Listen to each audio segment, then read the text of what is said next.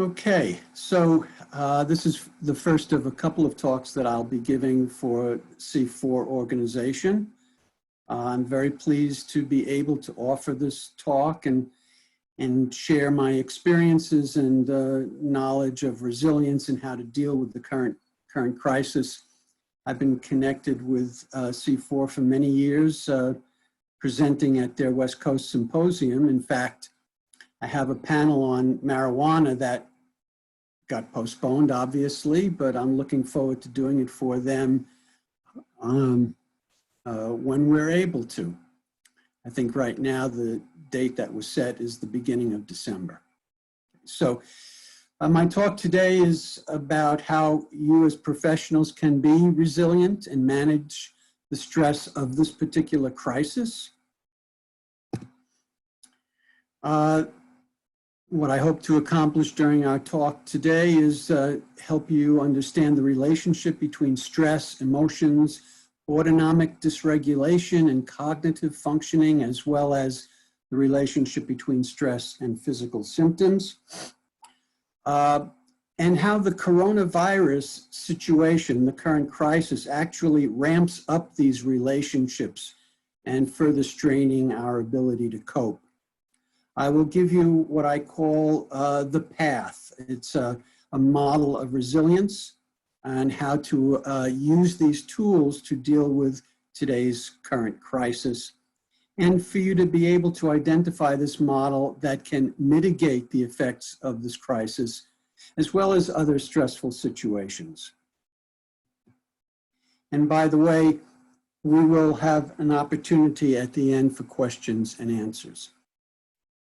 But I want to start off with a very important notion, and it's really the first step in this process, and that is that I encourage people to realize that whatever your circumstances and whatever the crisis, there's always a best way to approach it.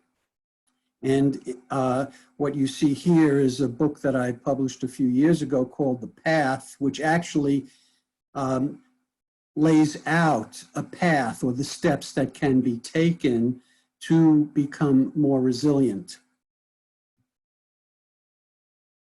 So whatever the impact of stress, what I want to highlight during this talk is how our current situation essentially magnifies the already high impact of stress that we all experience, and which is already magnified amongst the addict population. That's a subject for my talk in a couple of weeks. But we as professionals are not immune. Even though we may be successful in our lives, we still are not immune to the impact of stress and the particular impact of what we're dealing with these days. What I'm highlighting here is the stress response. Response to danger, threat, uncertainty. And I'm not going to go into this in detail, but I present this simply to highlight how there are so many reactions that we engage in when there's any type of stress. Every system in your body is impacted by the stress response. Some systems, such as your cardiovascular system, your nervous system, your muscular system, all become activated. But at the same time, there are other systems in your body that actually get turned off. Your digestive system, your reproductive system, for example. Every organ in the body is impacted by our stress response. And this simply, again, highlights how every part of your body is impacted by the stress response.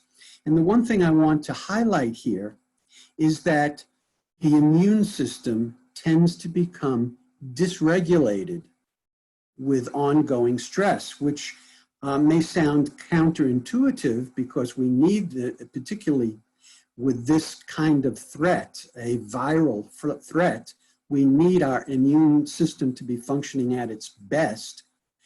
But It tends to shut down because we go into the fight or flight response to deal with an immediate danger. So if you're running to escape a tiger, being lunch for a tiger, you're not thinking about your dinner and you're not thinking about long-term protection. It's only immediate protection. Now, when we encounter trauma in our lives and there's post-traumatic stress, that engages actually a more primitive stress response called the freeze response.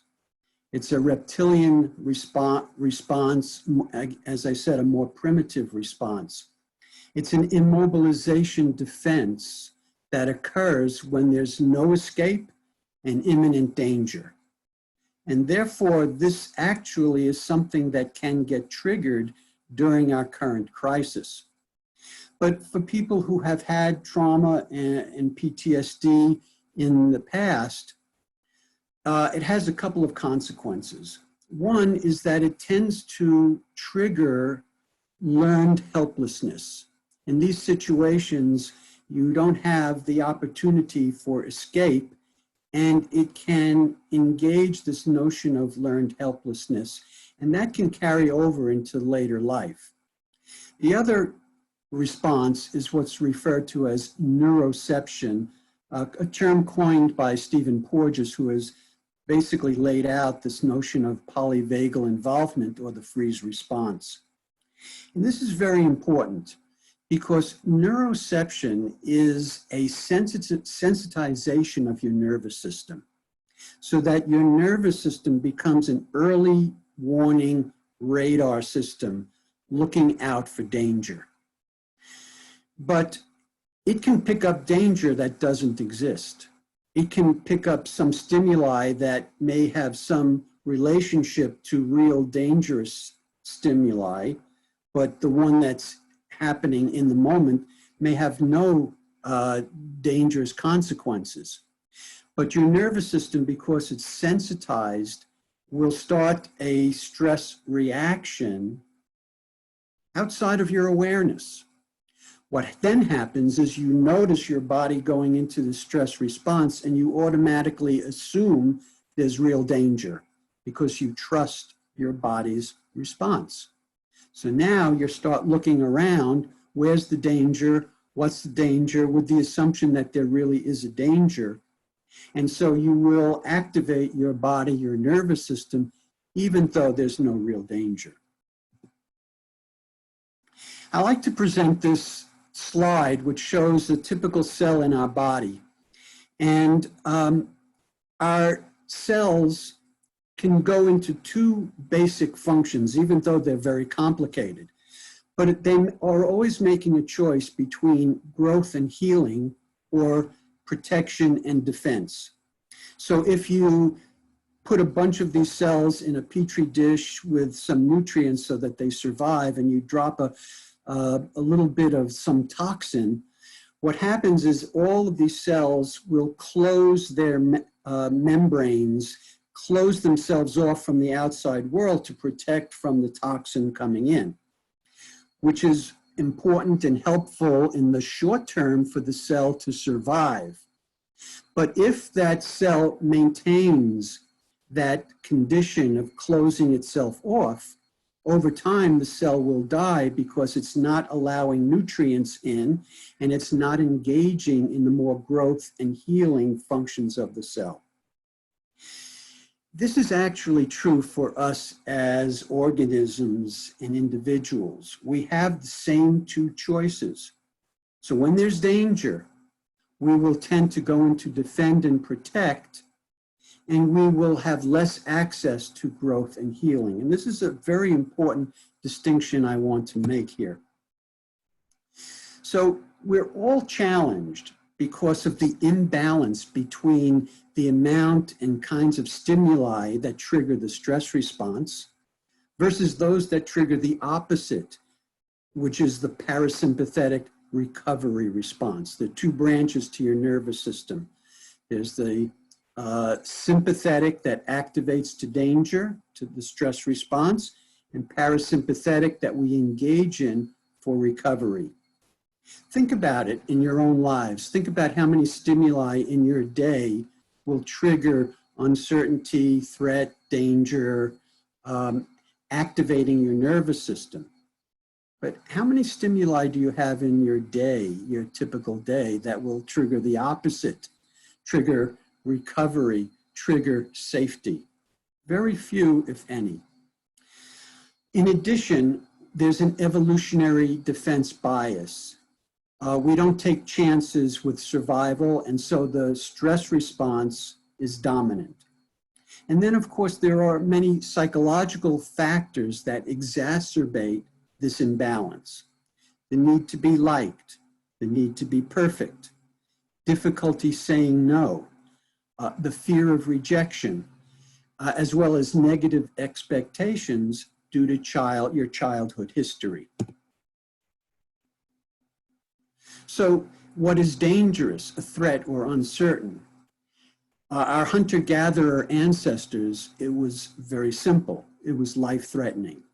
But today, it can be, will I be liked? Am I being judged? Can I pay my bills? Will I keep my job?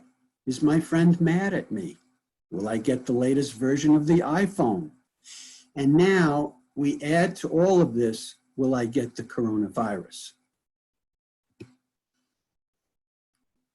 And this is a significant amplification of what already are reasons for imbalance to our nervous system. There's an unprecedented level of danger. There's a risk of death. There are high levels of uncertainty. There's no clear end to the crisis. There's added economic uncertainty and hardship, and a real survival threat with a reduced sense of safety, which is what's required for the body to go into that parasympathetic recovery mode. There's also a constriction of our lifestyle, constriction of our contacts. We have fewer distractions and fewer opportunities for relief. So here's our caveman. And what he highlights is that his stress response is the fight or flight response, which was appropriate for that caveman. There's a mismatch that's going on right now between our environment and our stress response. We still have the same fight or flight stress response where our bodies mobilize, but how many of your stresses can be solved by fighting the danger or running from the danger? Almost none. So what happens is your bodies mobilize, and then there's no outlet for that buildup of energy, and it gets locked into your body. Your body has to hold that in, and that's a major source of fatigue. Well, if all those things weren't enough, we also have to deal with our resistance to managing our stress. And again, this is true even in the face of the coronavirus, although what I'm noticing is a lot more fatigue in people, a lot more tension, and so there's a lot more awareness of the impact of stress, which tends to make people a little bit more motivated to deal with it. But let's look at our resistance. First, our stress response mobilizes our bodies and our body's resources, and so within limits, it actually enhances our performance, okay? So stress isn't only bad, it's good up to a point. The stress response is adaptive. It's a survival mechanism. So again, positive effect of the stress response. But we have this sense of a slippery slope where we are reluctant to let go, to go into recovery for fear that we won't be prepared. Now, think about this. Think about all of your successes in your life. For most of our successes, they have occurred under times of stress. Performance that we've done that's led to success, different kinds of presentations, different kinds of deadlines that we've met and succeeded with. And what's happened here is our stress response has literally become paired with our success. One of my original mentors, D.O. Hebb, coined the phrase, neurons that fire together, wire together. And so we've got that connection in our brains where we've connected the stress response to our success. Another reason why we have resistance to managing it. One of the things that preoccupation with stress does is it masks emotional reactions and our feelings. When we put so much noise into our physiological system with the stress response, it actually masks the feelings that we have. And for people who want to not notice their feelings, creating more stress is a way of not noticing. And this is also why for many people it's difficult to relax and to practice any kind of relaxation exercise, because as they quiet their nervous system, feelings start coming to the surface, they become uncomfortable, and they do anything they can to move away from that place. So additionally, if we've numbed ourselves to our emotions, if we have depression, adrenaline can actually be the one way that we can feel alive. Unfinished business emotional needs also unconsciously drive stressful behavior, where we've equated performing, success with approval and feeling good about ourselves. It doesn't necessarily work, certainly long term. However, our unfinished emotional business does drive our stressful behavior. If we are uncomfortable with being vulnerable, it will be difficult for us to go into the recovery phase of our stress recovery response. And finally, the sympathetic branch of our nervous system, just as an evolutionary pattern, has dominance because it's a survival mechanism. And there's a relationship between stress and our activation of our nervous system and performance. And as you can see here, low levels of activation or stress can be experienced as boredom, and we don't perform very well. But as we increase the level of activation, the level of stress, our performance actually goes up. But you notice that there's a point at which there's a decreasing return on that investment, so to speak, and performance drops off, as well as the functioning of our body. However, you'll notice here that most people, or many people, think that this is what the curve looks like. If some stress is good, more stress is better. Now, this is a similar curve, but what I want you to notice is that I have curve A and curve B. What's the difference? B is a person who's resilient. B is a person that, because of following the steps that we'll talk about in a moment, is able to push that curve beyond to higher levels of stress before there's a fall off of performance. And so it's another reason to strive for resilience, because this is another way of kind of noticing that you are more resistant to the effects of stress. That's quite a difference. So we are all crying out with this imbalance, with the impact of stress. But then we don't want to listen because we have all these different ways of resisting. And this is an executive that says, I save a lot of time by not unwinding. The consequence of what the story I've been sharing with you is impairment of your body's ability to self-regulate or what I refer to as autonomic dysregulation syndrome. And I will suggest, and other research has demonstrated, that somewhere around 70 or 80% of visits to your physician are the result of this autonomic dysregulation syndrome. And that's a topic for another webinar. But the consequences of this imbalance and this dysregulation are physical illness, impaired immune system functioning, and that's, again, something I want to highlight. And that is that at a time where we're dealing with a viral concern, you want your immune system to be functioning at its best. At the end of my talk, I'll give a link. I've created an audio visualization specifically focused on supporting immune system functioning. But more consequences would be insomnia, chronic pain, and other chronic physical conditions, cognitive impairment.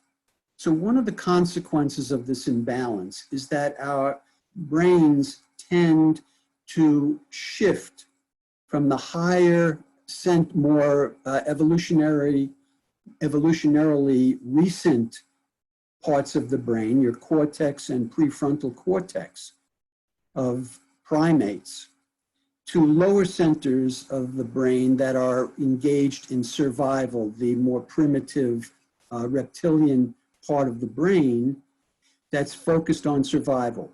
When this happens, one of the consequences is that we lose access to the most recent learning. And this is real important when we're dealing with addiction and addiction treatment, because the addict who's in recovery is going to lose their most recent learning and revert back to older patterns of learning. Other aspects of cognitive impairment, we have less access to executive function, good decision making, as well as flexibility, cognitive flexibility, which is important for problem solving. Emotionally, we become more emotionally reactive. It tends to create anxiety, depression, burnout, depersonalization, and other emotional impairment, irritability, etc. What I have here is an EEG, electroencephalogram, and this is how our parts of our brain communicate with each other. And I'm just going to kind of run this for a moment.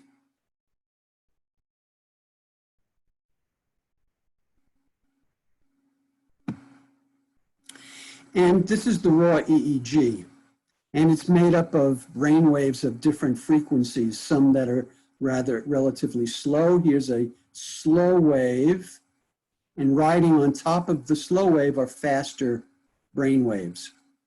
And we can divide it out into all its components from the slowest to the fastest.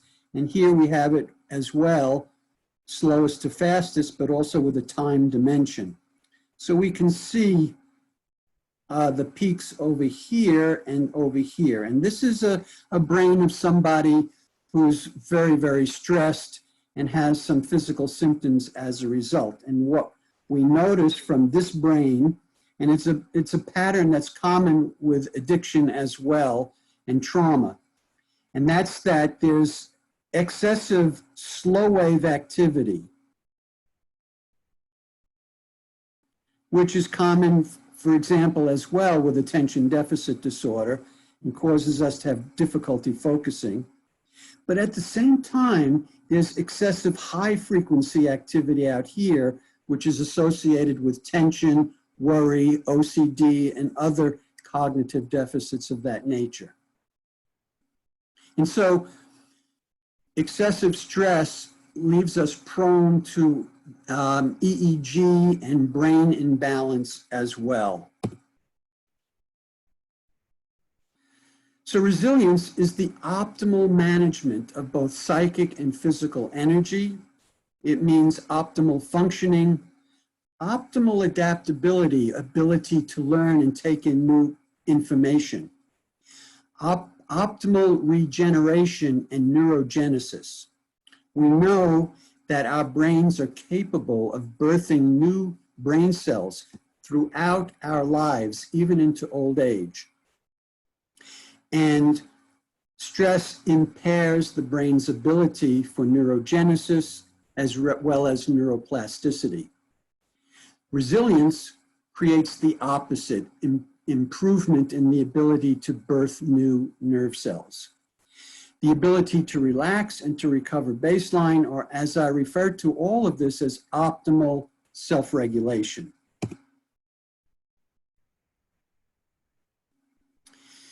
So I want to present my model of resilience here, and we'll go through most of this during the next half hour. And my model breaks resilience down into three areas. The first is relationship, the second is organismic balance and mastery, and the third is process, how we engage with the world. Within relationship, there are three concentric circles. Your relationship with yourself, relationship with others, and relationship with something greater. Within organismic balance and mastery, there's physical, mental or cognitive, and emotional.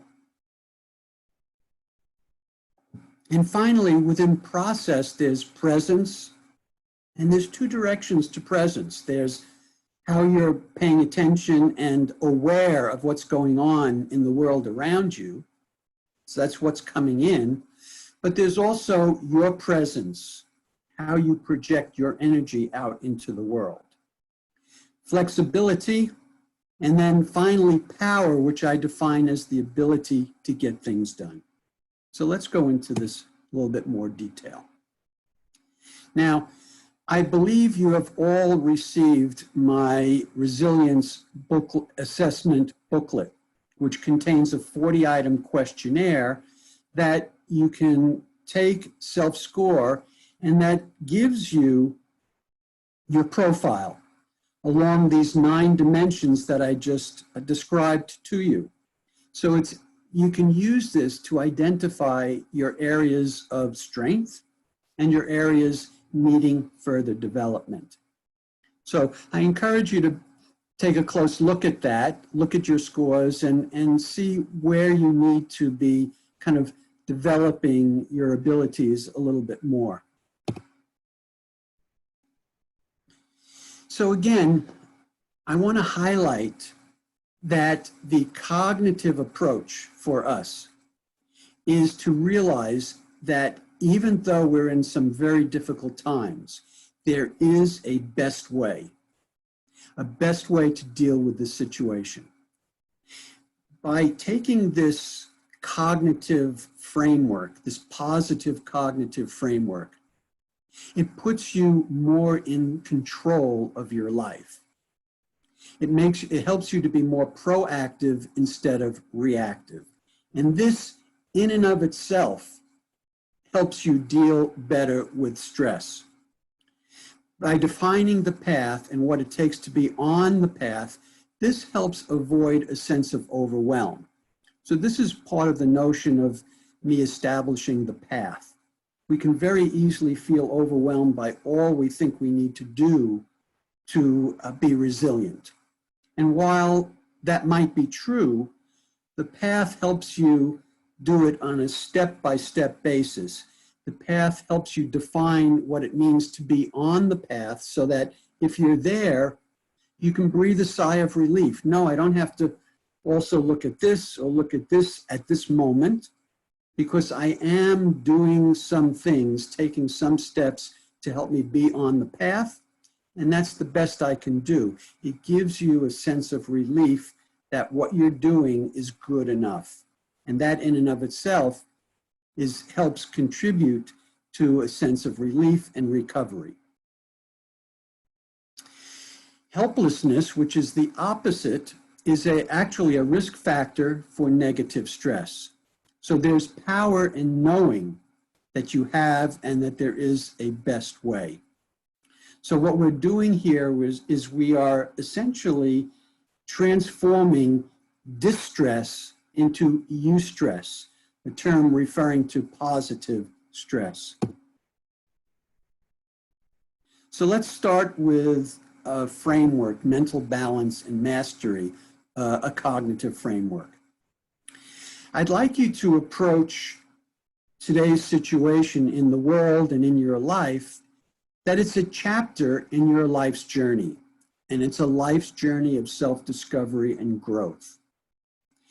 And to approach this crisis as a challenge to learn and grow from, rather than a problem where what tends to happen with problems is we are holding on, just kind of waiting with bated breath, holding our breath for it all to be over.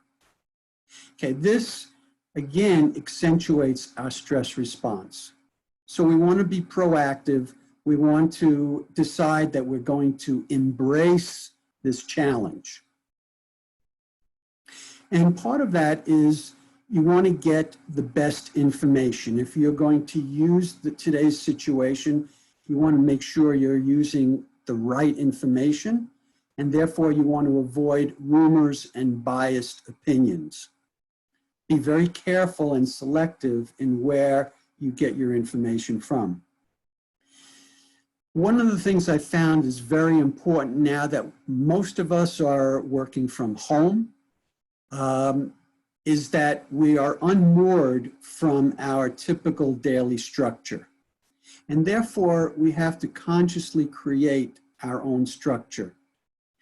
We may be at home with family members, and so it may be easy for someone in the family to say, "How can you do this? Can you do that?" And, you know, wanting to be helpful, you'll go, "Yes." But then you're finding you're not taking care of yourself or taking care of your work needs or the things that you need to be doing. So you want to create a structure. You want to get agreement with family members, the people that you're living with, that the structure works for everyone. And the structure should kind of set boundaries on the times in which you are engaged in productive work in terms of career and your professional work, and then times that are devoted to family, friends, not work time. And you want to set some clear boundaries and get agreement, and then you want to make sure you stick with these boundaries. This will be very helpful both in terms of feeling more productive, but it also give you a sense of relief and you will feel less stressed in dealing with other people that you're living with. Next, let's talk about emotional balance and mastery. So again, we're engaged in trying to be constructive, productive, what needs to be done, and we're focused in that direction, and it's very easy to lose awareness of feelings that are creeping in. Now, in addition to all the other feelings that may be true for us in our lives, the crisis that we're all experiencing, the stress of that crisis is going to seep in. It's going to sort of be absorbed by all of us on an unconscious level. And so we want to be conscious about this unconscious process. We want to acknowledge that we are being affected by what's going on around us, and we want to tune in to how we're being affected emotionally so that we can deal with those feelings and let them go and keep an ongoing process of the feelings and our emotions moving through our bodies and not getting stuck. So you don't want to ignore or push down your feelings. This will only increase anxiety and depression. You want to be willing to experience these feelings, but without judgment, like I shouldn't be feeling this or this is wrong. There's no right or wrong to feelings. If you have them, they are right, okay? You want to be accepting of your feelings, again, as part of the current situation. You want to find a way to express and allow these feelings to move through your body. And we all express our feelings in different ways. Some of us like to write about it. Some of us want to express it in different ways.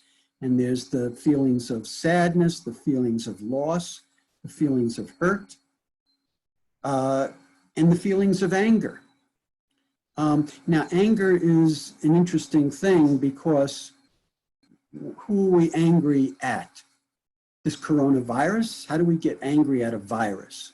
Well, it is possible to be angry at a virus if this is what's causing so much disruption in your life. But it can be a hard target. And when that happens, we tend to simply put it aside and not deal with it. But there are consequences to doing that. And one of the most common consequences is that that anger that we're sitting with in us will get misdirected toward people in our lives. So it's another reason why it's so important to deal with that feeling. If you notice the anger and you can't identify what it's about, you still want to find ways of expressing it.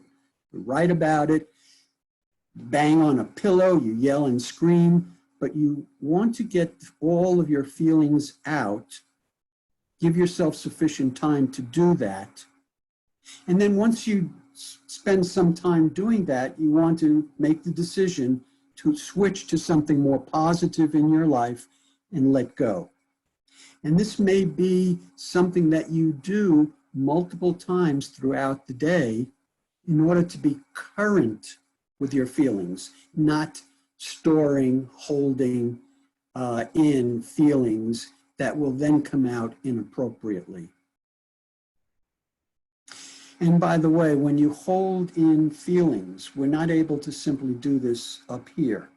Our bodies literally have to hold in, which creates tension in our bodies and interferes with the flow of energy in our bodies. So all additional reasons why it's so important to get these feelings out.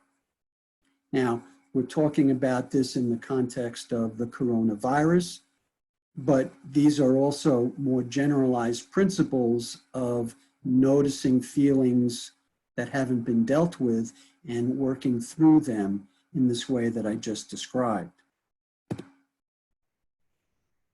So now let me talk about what I consider one of the most important components of my model, which is your relationship with yourself. And this has to do with how you treat yourself, whether you're accepting or judgmental, whether you're supportive or critical, whether you're able to take in compliments, and whether you're able to own your successes and your gifts, which all contribute to your resilience.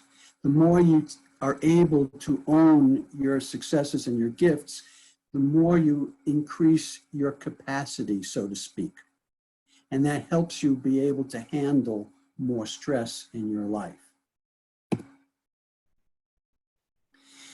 And one of the ways that I refer to this issue of your relationship with yourself is by thinking in terms of how we develop through our childhood. And we develop in the context of survival learning, because as a child, that's instinctually our most important thing is, how do I survive? And of course, we survive by being on a good side of our caregivers who we are dependent on.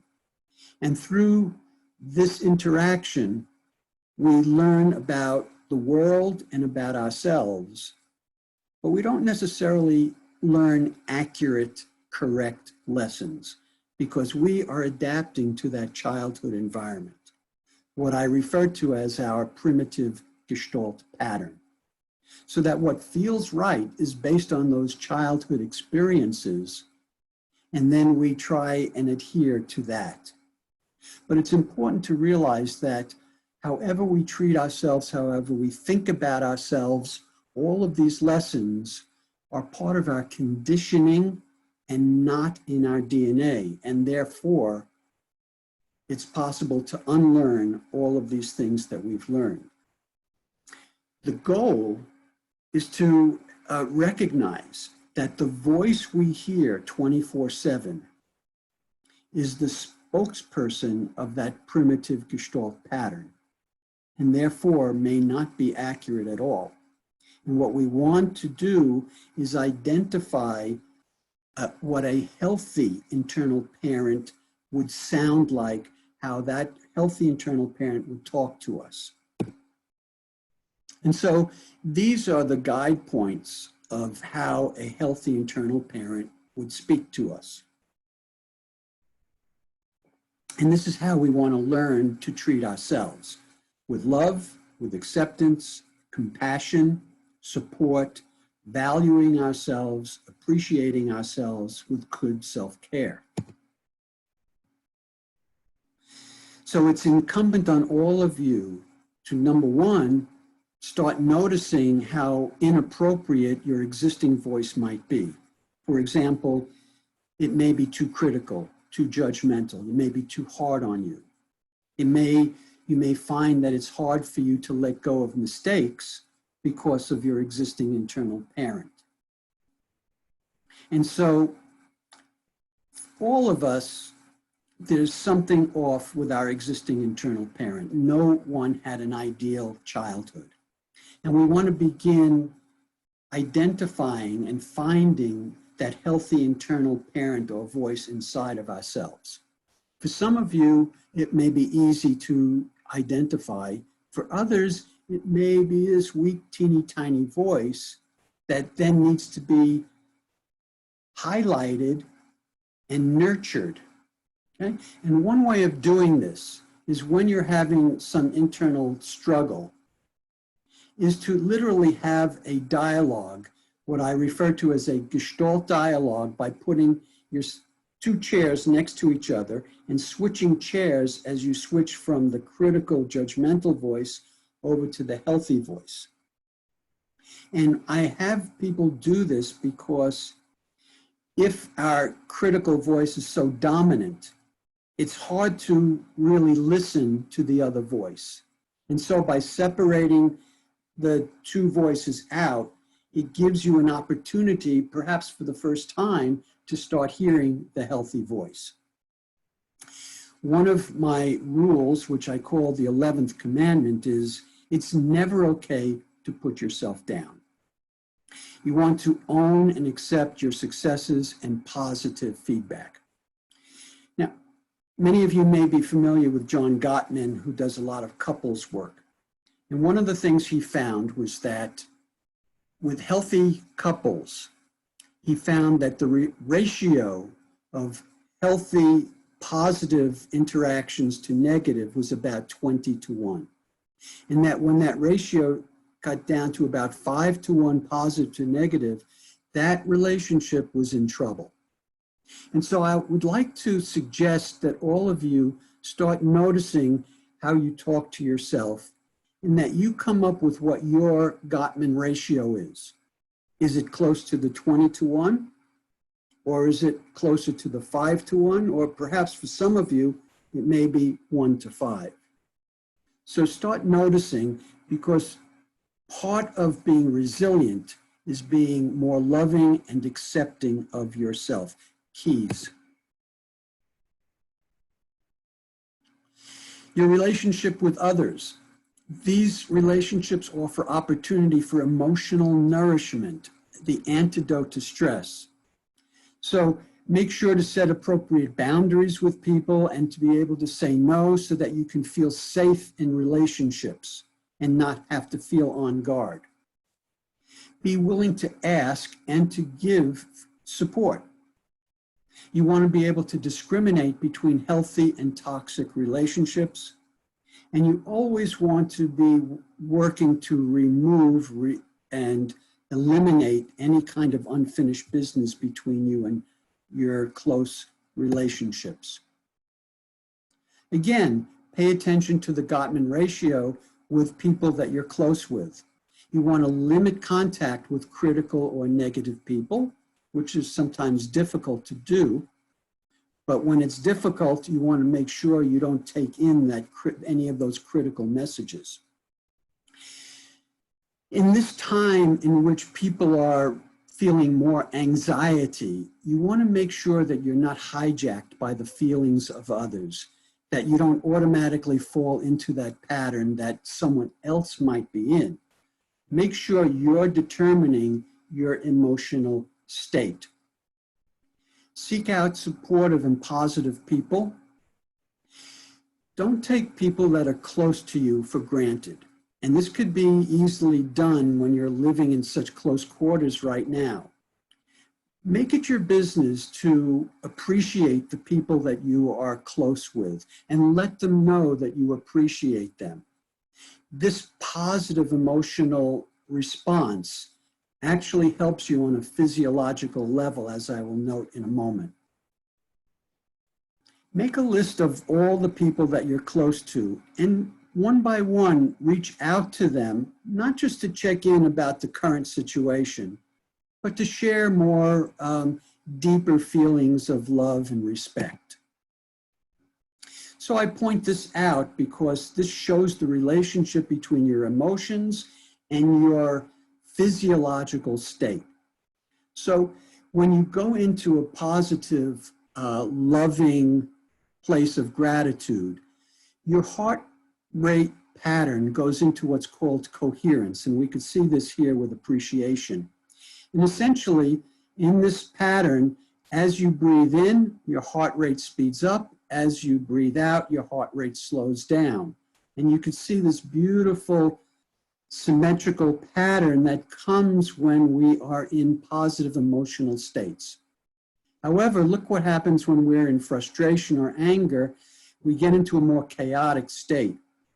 Now, the interesting thing with this is that these patterns, because the heart is such a powerful organ, these patterns actually project out into our environment.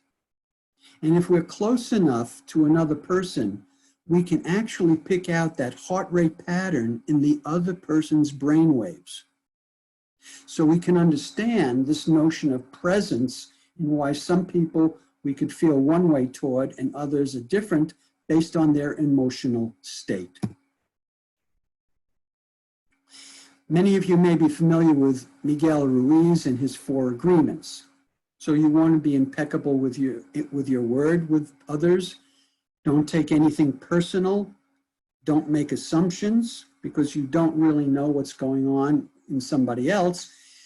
But if you have negative expectations in the world, it may be easy for you to imagine other people thinking negatively of you. And particularly in these days of people being so distracted, it's easy to misinterpret their distraction as something specifically that they're doing to you. And so always do your best. You want to look for your meaning and purpose in life, or whatever spiritual belief systems you have, so that you can sort of rely on these as a way of thinking with larger horizons and help you think beyond the current situation. And of course, giving service also enhances your personal sense of value. I'm going to touch on physical balance and mastery. I want to be careful about our time here. So that's the balance between the stress response and recovery. Every one of you has a responsibility to tune into this and to engage in some practice of relaxation to help maintain or restore this balance. It's important to practice some form of relaxation. Since we're triggering the stress response so much these days, you need to balance that out by retraining your body to go into a place of relaxation.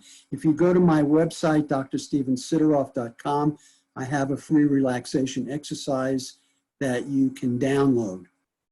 Basically, our optimal breathing pattern for restoring balance is 6 breaths per minute, which is approximately 4 seconds in and 6 seconds out. You want to remember this when you practice relaxation because this engages the parasympathetic recovery branch of the nervous system. Another thing is you want to separate out stressor from stress response. Remember, we only have a fight or flight stress response right now. But it's possible to train yourself to respond to stresses from a more calm perspective. So it's what I refer to as a calm focus. And I train athletes on establishing a calm focus in times of great pressure. You want to find cues in your environment that when you see them, they remind you to check in with your body, notice tension, take a few breaths, and let go. And finally, you want to create what I call zones of safety. The coronavirus current life is filled with danger. You want to carve out times and places in your life where you could say, for these 15 minutes, for this hour, I'm completely safe. Because it's that message of safety that lets your body let go and recover. Flexibility has to do with adjusting, and of course, this is an important situation right now, is to adjust to this situation. Our primitive Gestalt patterns that I've talked about before actually limit our ability to adapt because that ability sort of froze to our childhood environment. So you want to be open to new ways of learning to adapt to the present situation. You want to, in particular, be accepting of this current situation. Not that you like it, but it's accepting reality rather than fighting. Damn it, why is this happening? Why is this happening to me? Why is this happening to us? That only interferes with your ability to recover. You want to decide, okay, here's what I'm dealt with. Let me accept it and deal with it in the best possible way. You want to shift some of your goals for easier success and less frustration. You're clearly limited now because of our current situation. So make sure that you make some adjustments with your goals to be more in line with what's possible today so that you're less frustrated and less triggering of the stress response. So if you'd like more information, I have more information on my website. In particular, right now, I'm doing a program that I call 365 Steps on the Path of Resilience. And this is a daily brief message that people get in their mailbox that gives them something to focus on to be more effective in becoming more resilient. Also, if you want to have a particular audio visualization focused on enhancing immune system function, if you email me at sideroff@ucla.edu, I'd be happy to send you that audio download as well. And finally, just again to mention my book, The Path, Mastering the 9 Pillars of Resilience and Success, gives you literally a step-by-step program of dealing with stress and mastering resilience. So with that, I want to thank all of you very much. I am going to find the questions and answers. We do have a little time. See if I have. Okay, so the first question is from Veronica. What would be the best way to relieve some of those feelings and or emotions? And again, we start by recognizing that there's no right or wrong with feelings and emotions. If they're there, they need to be addressed. Just as if you notice that you're hungry, that's an unmet need and you need to do something to take care of that. And so there needs to be a way that you express your feelings, but within the context of acceptance. Again, acceptance doesn't mean you like something. It simply means this is the way it is.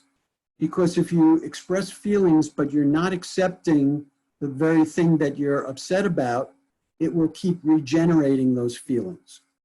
So if someone has treated you in a way that you're angry or upset about. You want to deal with those feelings, but realize that that person just may not change. And so you're getting those feelings out in order to let go and move on. Now, the other good news about what I'm talking about is that because what needs to be finished is what's inside of you, your feelings, you don't really need to say it directly to that person, which sometimes could get in our way if we are afraid of them rejecting us, being more angry back at us. And so we can imagine that person express the feelings so that we can let go of those feelings. Roberto, great webinar. Thank you. Yes, it is helpful for people who have been in recovery, as I will talk in my next talk. Stress makes a person more vulnerable to relapse, and I'll go into that in my next talk. Thank you. How can we help teenagers with emotional neglect to become resilient and deal with the current situation better? Well, that's a big question, and it starts by, I would say the very first thing is to help them develop a healthy internal parent so that they have a healthy anchor within themselves to go to with the correct responses to their situations. And the more they can anchor that from a place of love, the more that will help them deal with those situations. Can you please show the slide again with website to visit for 365? Well, if you go to my website, it's drstephensideroff.com.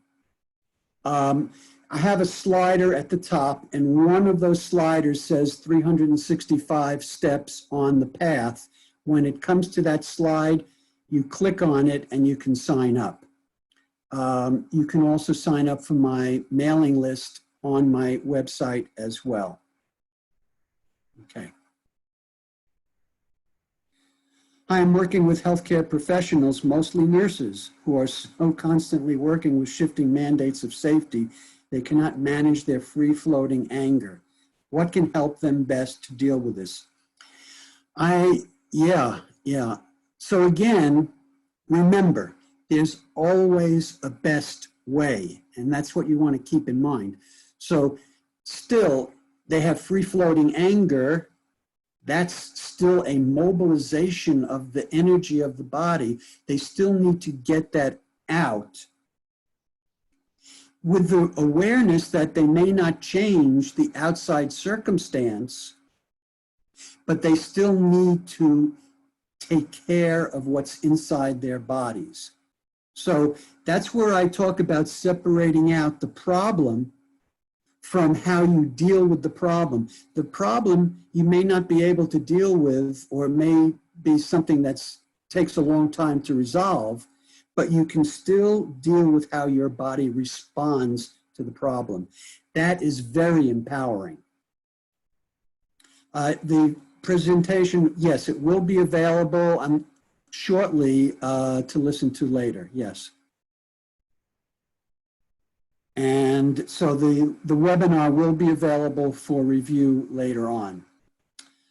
So thank you all so very much. I appreciate the opportunity to share my approach to resilience with all of you. Again, if you feel like giving me any other kind of feedback, Sideroff@ucla.edu. Good luck to all of you. Bye-bye.